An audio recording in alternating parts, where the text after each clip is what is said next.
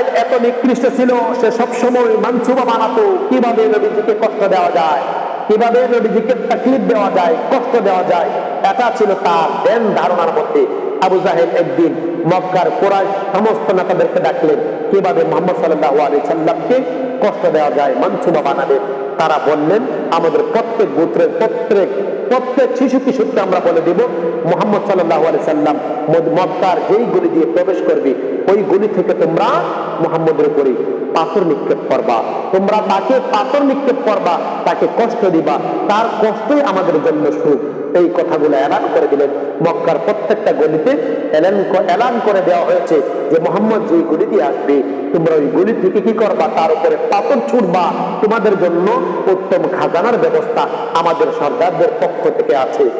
নবী করিম সাল্লাল্লাহু আলাইহি সাল্লাম মক্কার গলি দিয়ে যাচ্ছে, মক্কার ওই শিশু কিশোররা কি করলেন, নবীজিকে পাথর ছুটতেছে। এই জিনিসটা আবু তালিব দেখে নবীজিকে সঙ্গে নিয়ে আবু জাহেলের বাড়িতে গেলেন। আবু জাহেল, আবু জাহেল, কোথায় তুমি বের হয়ে আসো? আবু জাহেল বলতেছেন, আবু তালিব তুমি কেন আমাকে ডাকতেছো?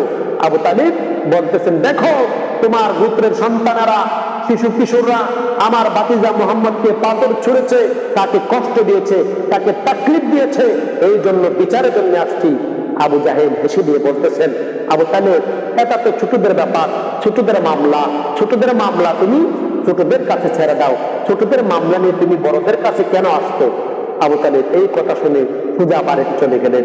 বাড়িতে গেল ওনার ছেলে হযরত আলী রাদিয়াল্লাহু তাআলা আনহু, যিনি শেরে খুদা, যিনি একাই যুদ্ধ করে 20,000 অভিশপ্ত জিনকে যিনি একাই ধ্বংস করেছিলেন, একাই লড়েছিলেন, এই শেরে খুদা শেরে আলী হযরত আলী রাদিয়াল্লাহু তাআলা আনহুকে হযরত আবু তালিব বলতেছেন, বাবা আগামীকালকে তুমি মক্কার গলি দিয়ে মুহাম্মদের সাথে যাইবা, যেই ব্যক্তি মুহাম্মদের উপরে পাথর ঢিল ছুড়বে তাকে তুমি দাঁত বাংলা জবাব দিবা।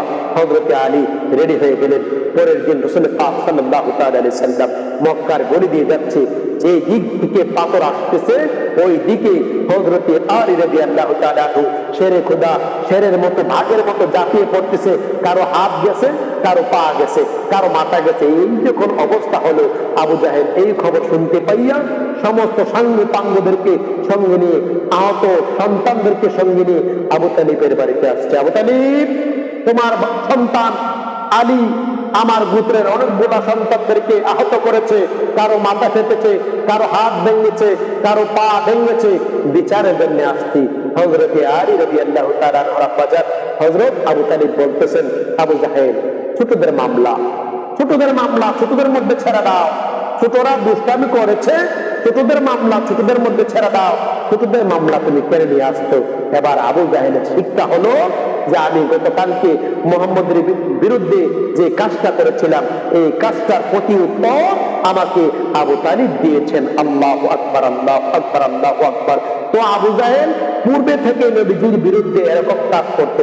আমাদের সমাজে এরকম কিছু চাচা আছে, আমাদের সমাজে এরকম কিছু চাচা আছে, যেই চাচা আবু জাহেলের মতো কর্মকাণ্ড করে, বাতিজার সুখ ভালো পায় না, বাতিজার ভালো কাজ ভালো পায় না, বাতিজার পিছনে সমালোচনা করে, বাতিজাকে নিয়ে কি করতে চায় না, বাতিজাকে নিয়ে ভালো কথা শুনতে চায় না, বাতিজার বিরুদ্ধে কথা বলে।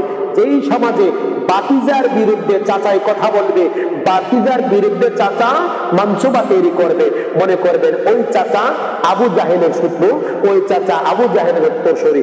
এই জন্য চাচাদেরকে বলবো, আপনারা বাতিজাকে ভালোবাসবেন, বাতিজাকে মহব্বত করবেন। নবীজিকে যেইভাবে মহব্বত আবু তালিব করেছে, আপনি ওরকম ভাবে মহব্বত করবেন।